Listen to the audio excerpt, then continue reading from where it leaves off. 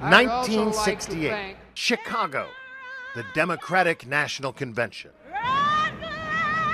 The Vietnam War at its height, America being ripped apart at the seams. Analyzing the day's events for ABC News, then running a distant third in the ratings, two of the most celebrated intellectuals of the era, partisans both. On the right, William F. Buckley Jr., on the left, Gore Vidal. Best of Enemies, a new documentary, looks back at this Ivy League slugfest. Here he sits, take a good look at the leading warmonger in the United States. Bill, don't you point your tongue at me now. Keep it in your cheek where it belongs. The other networks were running gavel-to-gavel coverage inside the tumultuous convention hall. I'm sorry to be out of breath, but somebody belted me in the stomach. But ABC couldn't afford to in 1968. They needed to make money by running their shows like Bewitched and Batman and The Flying Nun instead. We spoke with the filmmakers, Morgan Neville and Robert Gordon. In some ways, a real period piece, in the sense that, first of all, it's hard to imagine ABC in third place.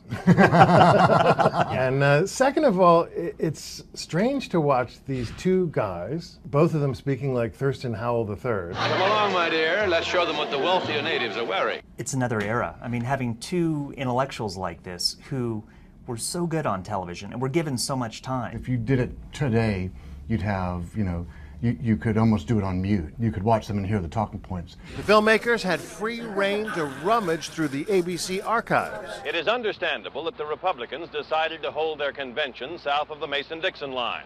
And I blew that one.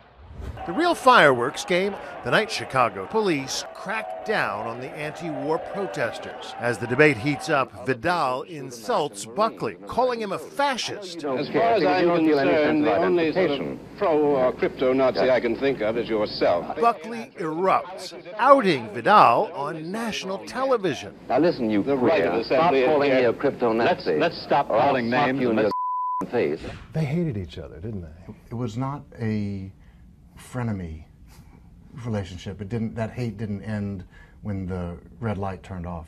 They hated each other. They feared the other. I mean, they thought the other person embodied everything they thought was wrong with the potential direction of America. I think they were not fighting about 1968. They were fighting for the soul of the Republic. And in a way, both of them were right, in the sense that the conservative revolution that Buckley was in the vanguard of came to pass. It did. And the social revolution, of which Gore Vidal was in the vanguard, came to pass.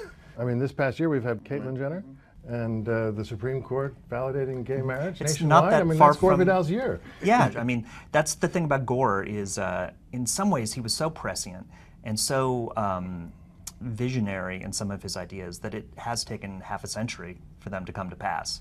Which makes it all the more fun to watch these two lions have at it. The Best of Enemies, in theaters now. Seen first, right here on ABC. Perfect. For this week, David Wright, ABC News, New York.